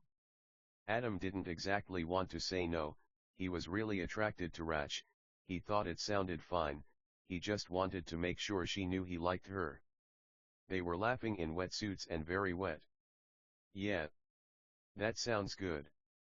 Alright my love, let's bring it into shore then, it's time to give you the dick massage you need my love. Adam said as he started paddling back on his stomach toward shore. I need it baby. Rach was also on her stomach paddling back. She continued, she was crying, I'm sorry I get with other men sometimes handsome, you know I love you, it's the drugs Yano. Anyway drugs are a hell of a drug. I know it doesn't really matter, you love me anyway, but I just thought I'd say it, they're all ugly anyway Yano. Adam was glad she was honest with him when his girlfriends got with other men, what was he really supposed to think? He pitied them a lot, he felt they'd be happier otherwise but he felt it wasn't his place to judge. He liked Rach a lot, that's what he felt truly mattered. She liked him a lot too. They held hands and walked barefoot on the warm sand. They walked past skaters, the average, models, the large, kids, couples, families, the artistic, the fucking weirdos, vendors, clothes shops, surf shops, Love Lies 8 skate shops, vendors, restaurants, malls, stores, luxury stores, jewel stores, and other stuff, and eventually got in her car. Her hair was long, it still looked wet and she looked gorgeous. Adam was only thinking of one thing and he was sure Rach was too. They talked, laughed, kissed, flirted, and cried a little in a hopeful way when they arrived to her flat. She had a really nice place, surfboards, skateboards, anime posters, a stream setup, an all-pink bedroom, one bath, it was a nice humble place with a balcony on the 5th floor. They started making out on her bed, which was filled with plus highs of Mario, Zelda, Animal Crossing, Minecraft, Disney, Kirby, Hello Kitty, Sailor Moon, Hunter x Hunter. Fucking Adam liked her a lot. Rach was surely one of the most attractive women ever. They made out a lot, their wetsuits were off, and I don't want to get into too much detail, but they made love. A lot. Adam was in love. She was gorgeous, she was into him, she had the most beautiful, well you know. Adam felt so happy, he never felt happier. Rachel cooked Adam an eggplant lasagna with vegan cheese. Adam wasn't vegan but Rach was, and she was trying to change his mind to be healthier. Adam loved her and it tasted really good. After they ate they played New Super Mario Bros. Wii and kept making love. They made love for so long eventually they both fell asleep. When they woke up the next morning they kept making love. Eventually they made out, showered together and made out in the shower, though they didn't make love in the shower, and got dressed. Rach wore a white sundress that was a very pure and deep white with nice details on the stitching. She also wore white leather cowboy boots that went up to her knees. Adam was stunned by her beauty. She truly was a very beautiful woman. He told her this a lot. He wore a red button-up short-sleeve red plaid button-up with loose-fitting faded blue jeans and brown cowboy boots. Rach had picked out his outfit and he felt more in love with her for that. They laughed and kissed, they smiled and mourned the tragedies of the world. They had each other, they made out a lot. They did a quickie before leaving and they headed to Rach's car, a 2024 Tesla Model Y. They kissed on the way to the mall, they talked, they held hands, and they both felt a lot better after making so much love. They felt calm, satisfied, mournful of the pains of the world, but happy, platonic, but only sexually, not romantically. They made so much love, they felt there wasn't a need to have any more sex for now. They felt like best friends about to have a nice time shopping, and then when we're done, we're gonna go to a shop and shop there, as Rach would say. The mall was packed and it was hard to find a parking spot. They drove around for about 5 minutes while talking until they finally saw someone pulling out. Rach pulled in and thankfully it was in shade, although the sky was dark there was still a tide of light that lit and heated the surface of Earth, so shadows and them still were pertinent. Rach and Adam walked through the mall and they bought lots of clothes. Rach bought lots of lingerie, they ate, and Rach finally tried meat. She had Chinese food and she actually liked it a lot. She was being too insecure about food with Adam, she was afraid to cook him meat, but this shouldn't have been the case. Adam felt it was alright with God and whatnot. Adam told Rach about the Omphalos hypothesis, the notion that the world was deceptively old-looking and was in reality actually very young. Adam pretended to believe in evolution and the Galapagos and what fucking not, but it wasn't for him. Rach didn't know if she agreed, but she felt Adam meant well. It was usually the NPCs who believed in this very old Love Lies 9 Earth and the virgins maintained the world must be young because it made more sense morally, disregarding science, which was at God's whim and will anyway. While Adam and Rach were having a lot of fun it seemed like they wouldn't agree. Rach insisted one could believe God, but still think Earth was very old. Adam had nothing personally against beings who thought this way, but he couldn't necessarily bring himself to believe something he felt wasn't a very nice, neat, polite, cool, swell, mannered notion. Things were kind of awkward after that.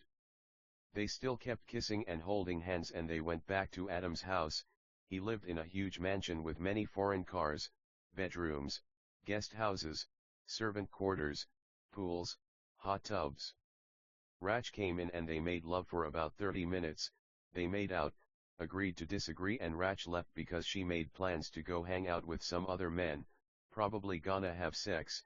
Adam wasn't mad at her, he didn't know if she'd believe it though, he did personally feel she wasn't using every millimeter of her gray matter however, although, it wasn't his place to judge her. To Adam to judge meant to tell someone what to do, even forcefully. He never told his girlfriends what to do, although liars would disagree. He'd discuss his ideas and if they didn't believe it, he never forced it down their throats, instead they usually parted ways unless they were willing to talk again. Adam walked down his huge hallways often thinking to himself, sometimes out loud, about love, hell, earth, heaven, God, grammar, school. He kinda wanted romance but he decided to write instead. Adam wrote this story. He felt writer's block came from an unwillingness to tell the truth. Adam loved being alone. He loved the virgins but he felt time alone was an important part of what it was to be what he called a good person. Adam was made like the first Adam. As an adult, he didn't have a childhood, though sometimes memories would flash that might suggest otherwise. For example, even though he usually knew he was just put in this house seemingly out of nowhere by God, and he was grateful, he was having a memory of being a baby crawling around this mansion while the workers were constructing it. He remembered building it or, kind of. He remembered swimming as a baby, eating by himself in the enormous dining room. He remembered staying up watching Inuyasha on the couch in the huge main living room. He remembered working hard like Boss Baby, going to the office as a toddler, typing, making calls, faxing, copying, drinking coffee, until he was able to afford his house.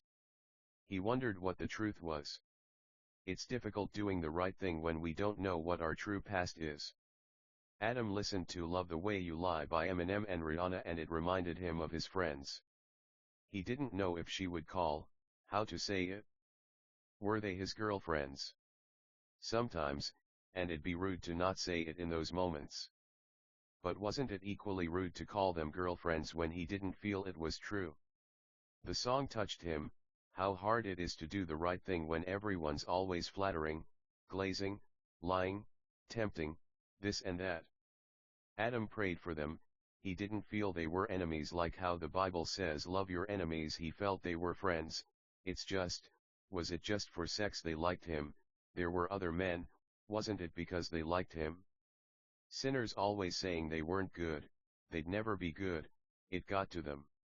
So he understood why they acted this easy asterisk, but of course, he couldn't exactly justify their actions.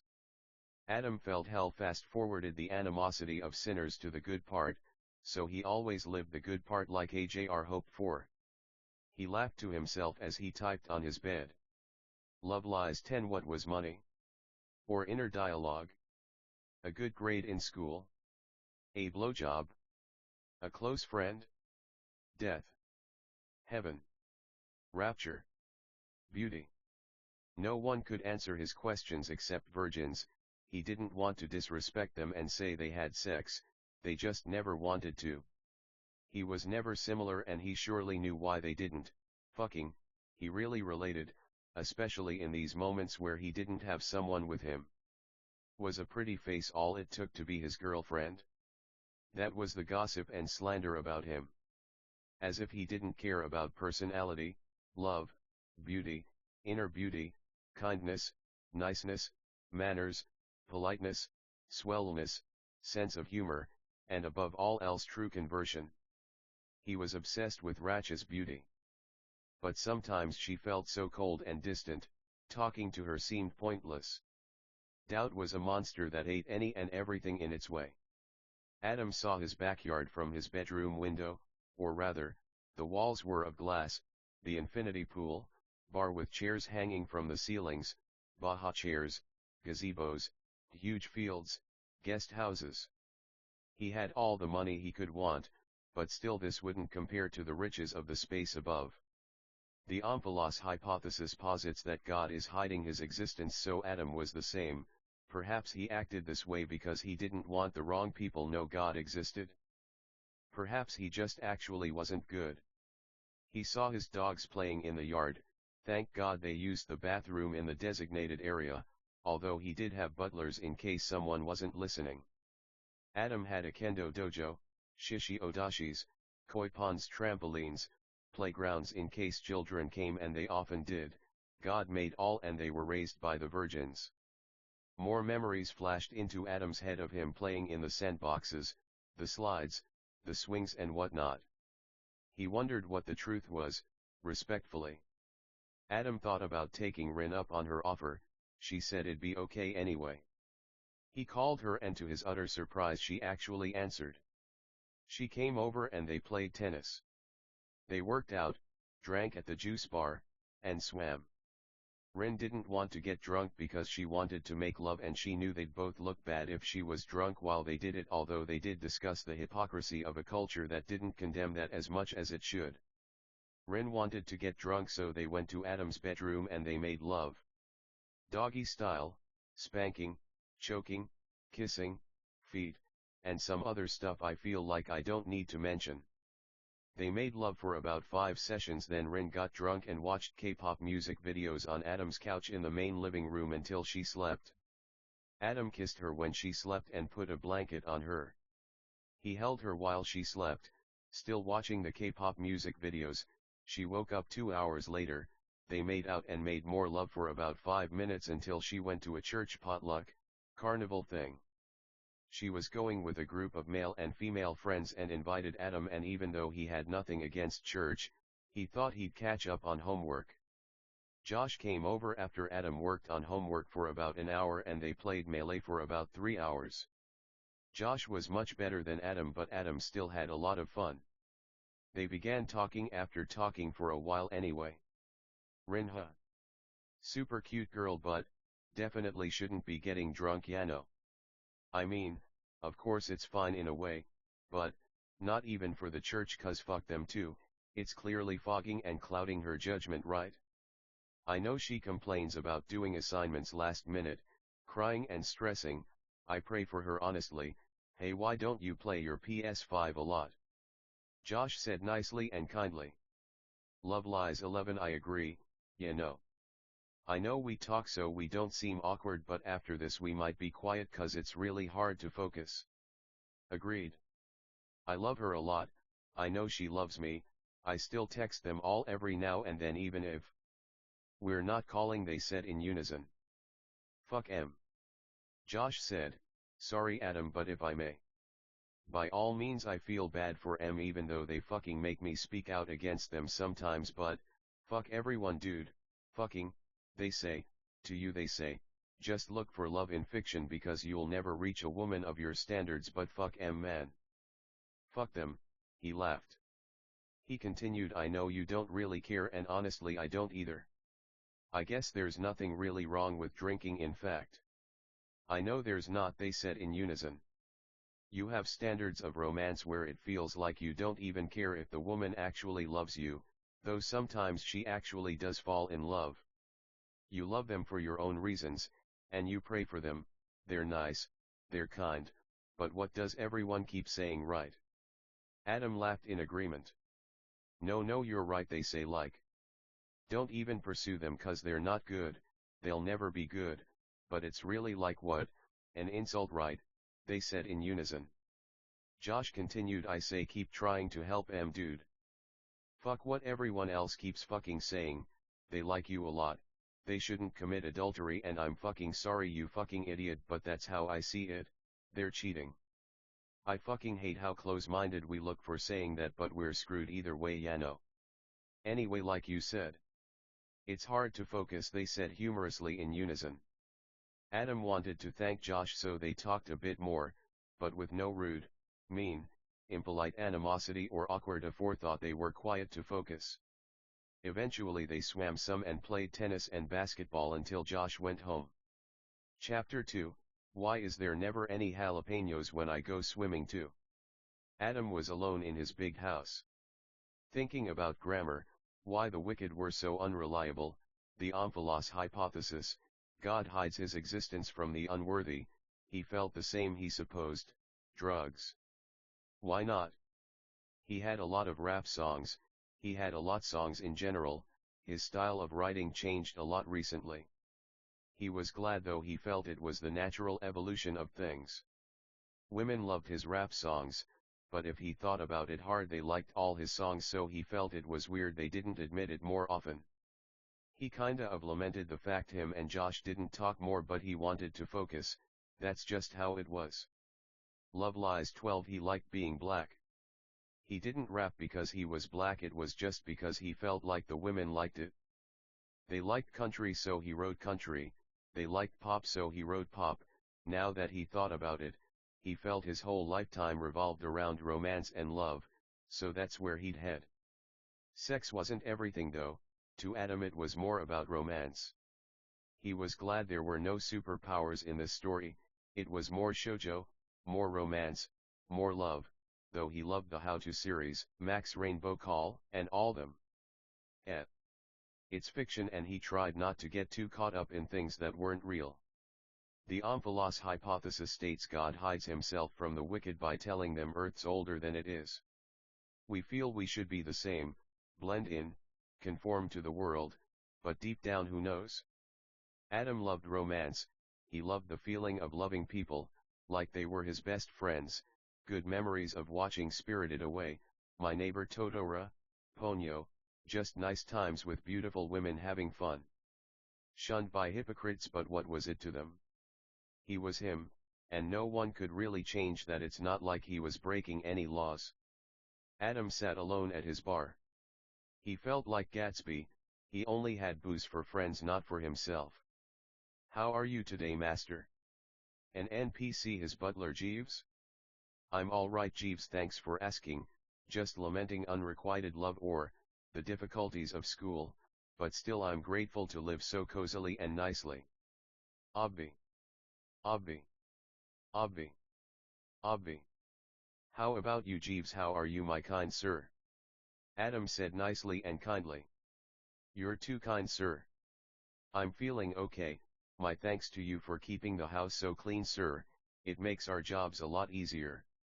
In regards to your love problems sir, might I suggest Tinder, I hear all the kids hook up all the time on there. Jeeves said nicely and kindly. Adam appreciated what he meant, the intention, the purpose, but with all due respect he felt Jeeves wasn't exactly relating to what he was obviously saying.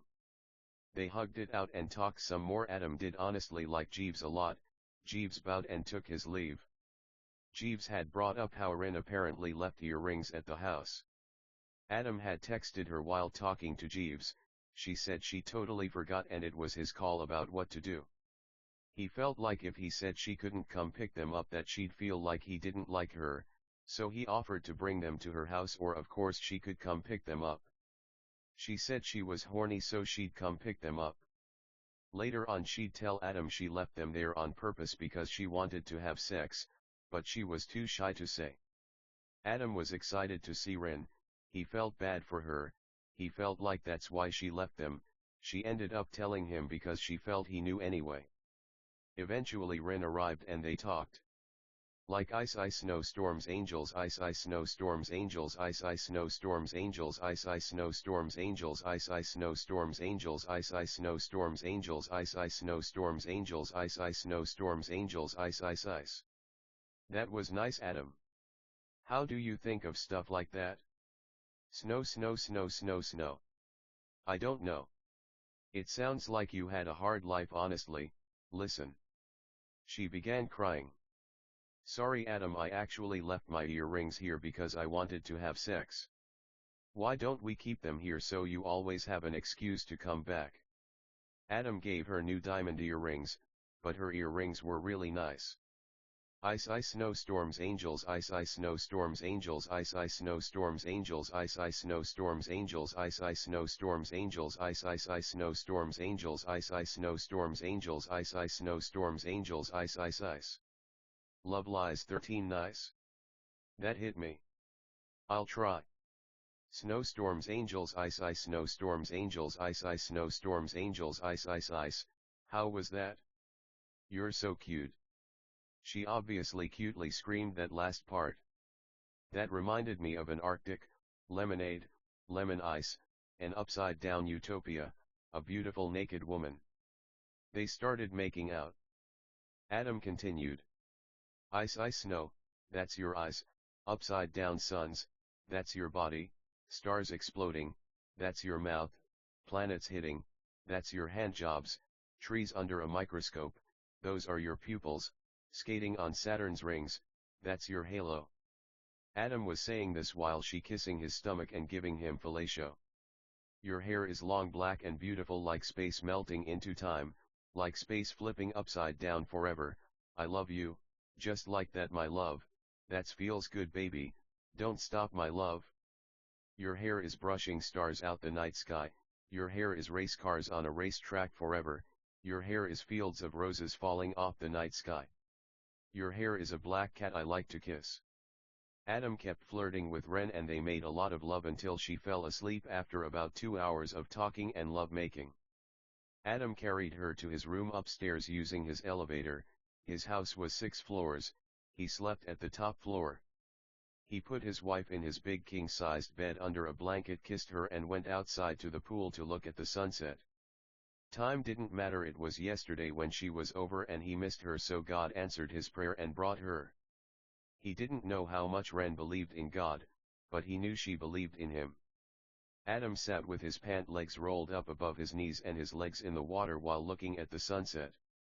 His infinity pool looked really nice, he felt like they looked better than usual pools, he loved the idea of a pool that went forever. The Omphalos hypothesis states that God hides himself from a world unworthy, he allows science to nearly convincingly state the world's older than it is to dissuade the false believers from entering his presence. Adam was the same and Ren was too. The water kept going over the edge, it wouldn't stop. Like this pool, we're the same way.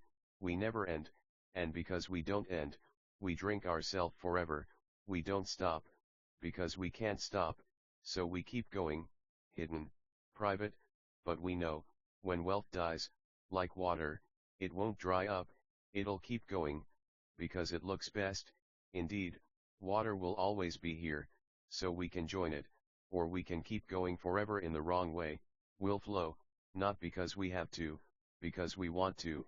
Even if we had to, we might get used to it, water's always wet. Yeah, no.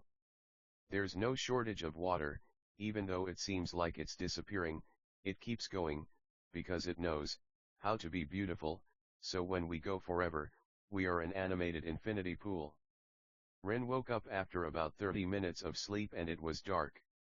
She was naked, the staff were asked to not be in the main house when Adam felt he was going to be making love. She knew Adam liked the sunset, but she still missed him, not angry, but honest. Sometimes Ren felt like she was in limbo. drinking, partying, smoking, men, church, family, friends. Whether dumb motherfuckers called her a laughingstock for not wanting to go to hell, sometimes she felt she was in hell, but not because of Adam. Adam was, sometimes she felt, the only good thing in her life. She felt disgusted by the men, she felt like a loser because of drugs, she felt like a laughingstock because of drinking, she felt tired because of church, she felt annoyed by family, she felt fake love from friends. She was often accused of loving Adam because he was rich, but she was well off enough, she didn't need his money, although admittedly she liked money. Who Love Lies 14 didn't. She scrolled on her phone, beautiful, skinny, a model basically. She missed Adam, she didn't cry, she didn't miss him that much, she thought, I mean, he's only downstairs, right? From Rem's perspective, to save use of quotes, I say I'm in love with Adam and dumb motherfuckers expect me to always cry for him, be overdramatic, say I'm helpless without him, say I can't live without him. No, I love him, he's the world to me. They might be right in a way, but only coincidentally, and honestly no they're not. He's a real nice man. I love him. He's my favorite. But we're just friends for the most part. I fall in love here and there, he's my favorite, but it's not like that, is it? Anyway, I wanna go find him. Rem went naked down to the ground floor. The servant quarters weren't near here, but the guest houses. When Adam saw her naked, he was blown away by how beautiful she looked, the most beautiful woman in the world. She was everything to him, beautiful, so beautiful he didn't want to try to comprehend it, he felt it'd be disrespectful to try to know something so unknowable. She raised her arm to wave and screamed, "Hey! Whatcha doin', daddy? Let me suck that dick, daddy." She started crying, which surprised her. "Where were you, daddy? I fucking hate you, I love you, sorry I'm fucking dumb. I just missed you so much." She was hugging him, sitting next to him, legs in the pool. It was dark now, so the backyard lights were on. There were tons of lights, the infinity pools was on the edge of a high-rise kind of cliff. She sucked his dick then and there, he zipped his pants down and eventually he came in her mouth and she swallowed it, then they made out. Ren was thinking of moving in with Adam because she really loved him. She just wondered what Nikki, Ash, Rach, and all the other women who really liked Adam would think. The night sky filled with stars and giant planets. Adam didn't know if day or night was more beautiful, but they both definitely had their own personalities. Day was fire, planets ethereal in a glowing haze, thick outlines like we were high, like we couldn't see straight, hazy, dazing, gazing, amazing, glazing, but in a nice way, not like flattery. Day was on fire, the hottest fire. Night was cold, emphasized like ice. Frozen like they could fall out the sky any moment. You could eat them like cold candy. Like everything was snow except the above. Adam said this and other stuff like it to Ren when she introduced the idea of moving in. Adam couldn't see why not, she was beautiful, nice, and a great, friend. They made out while Adam carried her inside and they made love for 3 hours until they both slept. Adam missed superpowers. He knew there was a time and space for everything, but he missed how to make something and how to make one thing, which at the time of typing this was only up to the chapter where they fought the black dragons with the upside-down waterfalls. Ren liked his books a lot, and perhaps when he went back to those stories Diamond would like this story, although he guessed he'd say it was about someone else. But the thing is, Max didn't know how important it was to, anyway. Max loved Diamond and he knew that, like Adam loved Ren and all the girls who liked him too. The stories were so different, so Adam supposed this was to demonstrate to idiots that they were in fact very different. Adam loved smelling, kissing and sucking Rem's feet. No one could stop them from making love. Rem agreed not to have any men over who weren't approved by Adam, his friends, and they began to move her in. Rem had her own bedroom, although she assumed she'd only be in it to do work, hoping to spend as much time with Adam as possible. Adam loved her feet, perfect, beautiful, she enjoyed being worshipped. Adam couldn't stop making love until he felt like he was drained of all his frustration and anger, and he grateful to Rem for that. Love Lies 15. Rem went out with friends, so Adam was alone again. Josh came over again, and this time they played Smash 5, that way they wouldn't feel guilty for talking while playing. They also played Mario Party, Mario Kart, Madden 08, shout out Scott Waz, and eventually did play Melee, but they didn't talk at all while they played. Adam kept thinking of Rem's feet. What a beautiful woman. He could cry. What beautiful feet, perfect feet, perfect feet, perfect feet, perfect feet. He loved her a lot. Her feet were truly a gift from God. The Omphalos hypothesis states that God hides himself by saying Earth's older than it is, this way fakes can't approach him. Adam was going to keep thinking about Rem's feet, but he didn't feel there was time to write about it, but one could rest assured it was true. She really is so beautiful, Yano. Most beautiful feet you saw on a woman. I bet. Sorry Adam, not for me, though I get where you're coming from. Have you ever considered chastity? They laughed. They knew that probably wasn't gonna happen. Josh continued, Don Cha just hate when sinners constantly compare themselves to you. I mean, a sinner would gladly get with your woman knowing she was yours. And that's what the men say, right? They know she likes you, she says she doesn't. I mean, they can do what they want, right, but they should probably encourage her to pursue you more, but they don't, Yano. All this fucking rape basically, right? She gets drunk and I know these men take advantage of her, but no one does anything about it. Police are useless too. Then they go and blame her. It's not really her fault. Look, I'm not dumb. I'm fucking like the smartest man I know besides OL God, but I know her feet are beautiful, and the men, Yano. They hear you talk about M and then they want her like. Evil, I think it's all evil, and these fucking idiots aren't gonna convince me otherwise. Adam was impressed with Josh's Mario Kart 64 skills. They also played COD, Fortnite, Apex, Rocket League. Adam was no stranger to gaming, but Josh made him look like an utter novice. But fucking, anyway, Josh was right. True. I love her a lot. Even now she's probably fucking like not even one but like might be two, fucking three, fucking more. I don't care though, she can do what she wants. I get it. I mean, those red pill men get it, Sniako, Myron, Jerka. I mean, they're surely onto something, an open relationship, but only open for the man, they said in unison. Yeah, they laughed. It's like not traditionally open either, Yano. It's not like there's one and then just some fun on the side, but I care about all them. She's a wonderful person, I'm glad she moved in. I should move in too. Be like the Amp House, Yano. Josh said. Then I'd have to look out for the phantom tax, they both said humorously. I mean, geez Adam, you live in a fucking castle, they laughed.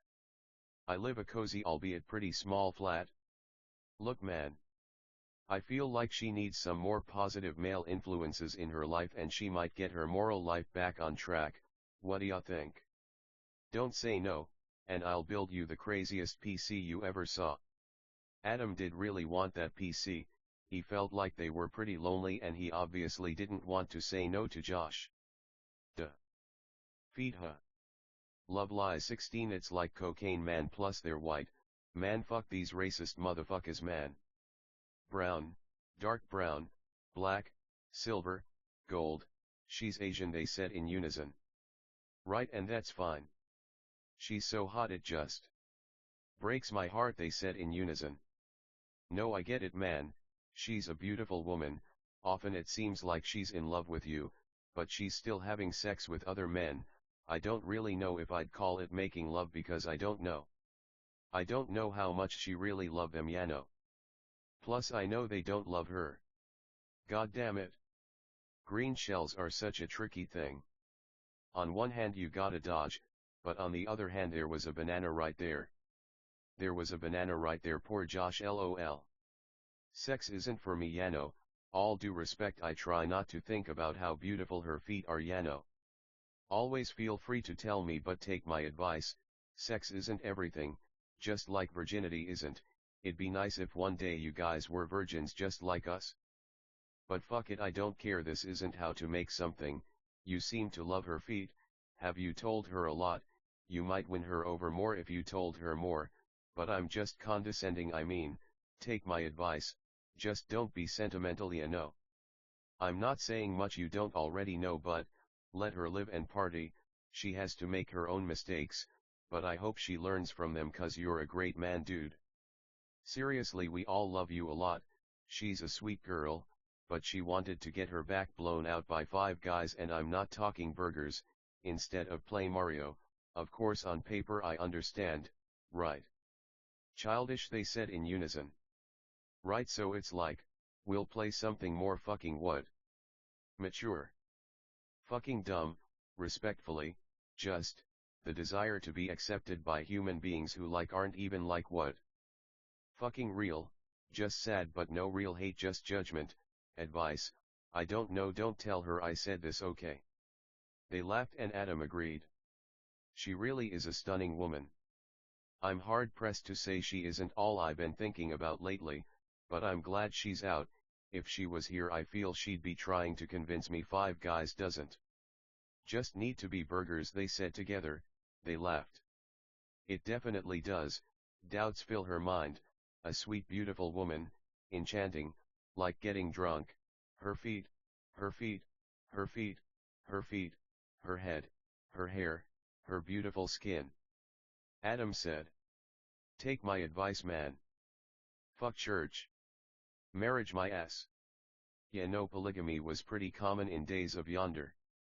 I know you always question if you could make a love story in public, is it too offensive? Fuck man. Honestly, they don't know shit, we're not hurting anyone, it's not like we really go to church anyway, they said together. Adam seemed drunk in love, he wanted to make love, but more than anything he wanted to do anything to help her be happy. It was 2 p.m. and they decided to move Josh's stuff in. It'd been